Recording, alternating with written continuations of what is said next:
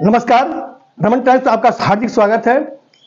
मैं रमन अस्थाना आज वरिष्ठ एडवोकेट श्री अनुज अस्थाना के निवास में बैठा हूं। आपका हार्दिक स्वागत और अभिनंदन है।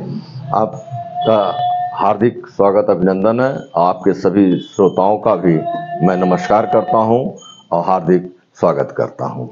इधर कुछ दिनों से एडवोकेट अधिवक्ता वर्ग धरना प्रदर्शन कर रहा है, हो हल्ला कर रहा है, कमिश्नर को ज्ञापन दे रहा है और शून्य मार रहा है। सरकार ने, कानून मंत्रालय ने अधिवक्ता संशोधन बिल 2025 का मसौदा तैयार कर लिया है। ये अधिवक्ता संशोधन बिल क्या है? अभी आपने एक शब्द बोला कि अधिवक्ता हो हल्ला कर रहे हैं। ये बच्चों का खेल नहीं है कि बच्चे हो हल्ला कर रहे हैं। यह देश के व्यवस्था पर, कानून व्यवस्था पर, सामाजिक व्यवस्था पर यह कुठाराघात है और अधिवक्ता एक जागरूक बिरादरी है, इसलिए वह रोष प्रकट कर रही है, हो हल्ला नहीं कर रही है। और रही बात एडवोकेट एक्ट 1961 में संशोधन की, तो मैं आपको बता देना चाहता हूं, जब से यह सरकार आई है तब से यह भारत की सत्ता पर जो भी संवैधानिक संस्थाएं थी वह नियंत्रण करती थी। जैसे ईडी हो गया, सीबीआई हो गया, चुनाव आयोग है, रिजर्व बैंक ऑफ इंडिया है और सीएजी है। यह सब सरकार धीरे धीरे सबको खोखला करके अपने नियंत्रण में ले ली है। देखिए, आपने कहा कि सरकार सभी विभागों पे अपना नियंत्रण कर रही है, तो जब भी विद्युत विभाग का निजीकरण हुआ और कई मुद्दे आपने बताए हैं, उस पर आप क्यों नहीं बोलते हैं? आप समाज के जागरूक प्रहरी हैं। देखिए, यह सरकार इतने चतुराई से और अपने पैसे और धन बल से मीडिया को खरीद ली है।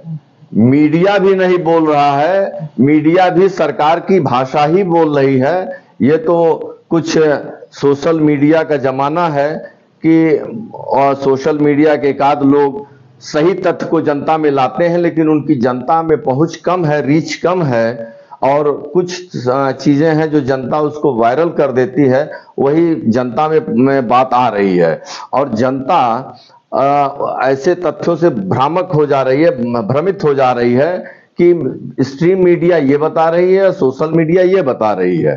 तो जनता को हर तथ्यों से, चाहे वो आर्थिक रूप से देश का जो खोखलापन हो चुका है उसके बिंदु पर, जिससे व्यापार एकदम डूब रहा है और रोजगार डूब रहा है, लोगों, एक गरीब आदमी का जो कहते हैं प्रति व्यक्ति आय वो नहीं बढ़ रहा है। जैसे आपने कहा कि देश खोखला होता जा रहा है, आपको मालूम होना चाहिए देश विश्व की तीसरी सबसे बड़ी शक्ति बनी जा रही है। आर्थिक रूप से रोजगार है, विदेश लोग इन्वेस्ट करने के लिए बेचैन है, ये चलता रहा। मैं आपसे पर्टिकुलर बात करने आया हूँ, अधिवक्ता संशोधन बिल क्या है, आप विरोध क्यों कर रहे हैं जबकि सरकार ये कर रही है कि जनहित का मुद्दा है?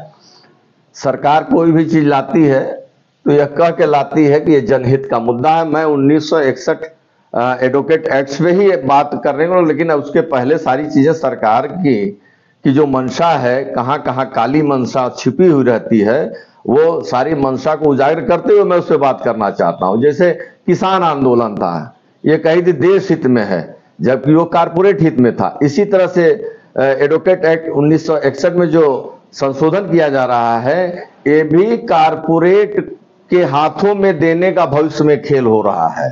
कारण उसका है कि जो लॉ किया है, पान बेच रहा है, वो भी आकर के कचहरी में आके वकालत कर सकता है, तो अधिवक्ताओं का कोई महत्व नहीं रह जाएगा। और अधिवक्ताओं का महत्व तो सरकार दी है, जनता दी है, महत्व तो रहेगा ही, लेकिन एडवोकेट को भी समझना चाहिए, अधिवक्ता भी समझना चाहिए कि जनता की प्रॉब्लम क्या है। जनता काम के लिए आई, आप हो हल्ला कर रहे हैं, दंगा मतलब हड़ताल में बैठे हुए हैं, मान चला कचहरी 4 दिन से बंद है, उसका कोई मुजरिम जेल बंद है, जमात नहीं हो पा रहा, ये सब कठिनाइयां भी तो आती रहती हैं, इसमें कुछ बोलिए। हम अधिवक्ता हमेशा से सरकार के गलत नीतियों का हमेशा विरोध करते रहे। इसीलिए सरकार की जब सरकार सारे संगठनों पर, सामाजिक संस्थाओं पर पहरा पाबंदी लगा दी है, एक उसके सामने अधिवक्ता समुदाय ही है जो समझती है सरकार कि यही हमारा अब मुखर विरोध करने वाला ही एक संगठन है, इसलिए वो हम पर इतनी पाबंदी के साथ यह संशोधन ला रही है। तो अभी तक जब औरों पे समस्याएं आ रही थी, औरों के पीछे सरकार पड़ी हुई थी, आप एडवोकेट अधिवक्ता बस चुप थे, आप अपने पास थे, तब आप बोल रहे हैं।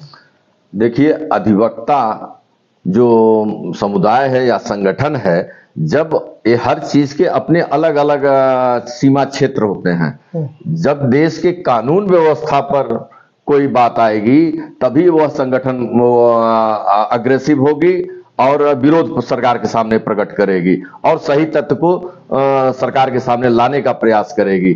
अब आप कहते हैं विद्युत वाले हड़ताल कर रहे हैं, प्राइवेटाइजेशन हो रहा, अधिवक्ता आ जाए। अधिवक्ता कोई राजनीतिक दल थोड़ी ना है। अधिवक्ता एक संवैधानिक संस्था है, न्यायिक देश की न्यायिक व्यवस्था का एक अंग है। तो न्यायिक व्यवस्था पे जब भी कुठाराघात होगा, अतिक्रमण होगा, उस पर अधिवक्ता उस पर अपना विरोध दर्ज करेंगे। जैसे अब यही अमेंडमेंट एक्ट आया है, अधिवक्ता ने उसका अध्ययन किया है, उनको लगा है कि यह देश की कानून व्यवस्था को पंगु बनाकर सरकार अपने हाथों में लेना चाहती है। जैसे हमारी बार काउंसिल ऑफ इंडिया है, सरकार कह रही है कि नहीं, आपके चुने हुए प्रतिनिधि तो रहेंगे, 3 प्रतिनिधि मेरे भी रहेंगे ऑब्जर्वर की तरह, और सरकार जो भी नोटिफिकेशन जारी करेगी वह बार काउंसिल ऑफ इंडिया को बाध्य है मानने के लिए। तो ऐसा नियंत्रण जब करेगी तो कोई स्वायत्त संस्था कहां रह जाएगा। और रही बात हड़ताल की, तो उसमें एक है कि अमेंडमेंट में हड़ताल भी एक बिंदु है कि अधिवक्ता हड़ताल नहीं कर सकते हैं। अरे भाई, हड़ताल तभी होता है जब सरकार किसी बात पे आंख मूंद लेती है, जबरदस्ती जनता पे थोपती है। आखिरी विकल्प के रूप में हड़ताल होता है। हम लोग अब डेली पैसा कमाने वाले लोग हैं, कोई हड़ताल हमारी जब मजबूरी हो जाती तभी हम हड़ताल करते हैं। हमें कोई तनख्वाह नहीं मिलता है कि हम बैठे बैठे हड़ताल करें। हम जब एकदम विवश हो जाते हैं तब सड़कों पर उतरते हैं। और अमेंडमेंट एक्ट में बहुत से ऐसे संशोधन किए जा रहे हैं जो न्यायिक व्यवस्था के लिए एकदम काला दिन होगा जिस दिन लागू हो जाएगा। मेरे जानकारी के अनुसार से कई अमेंडमेंट हुए हैं, लेकिन 3 प्रमुख हैं।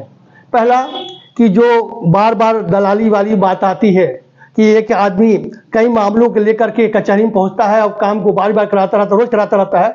उसमें सुप्रीम कोर्ट या उच्च न्यायालय, इलाहाबाद खंडपीठ या मजिस्ट्रेट ऐसे आदमी को प्रतिबंधित कर सकते हैं कि आप कैंपस में मत आए, इसमें दलाली नहीं होगी, पारदर्शिता आएगी।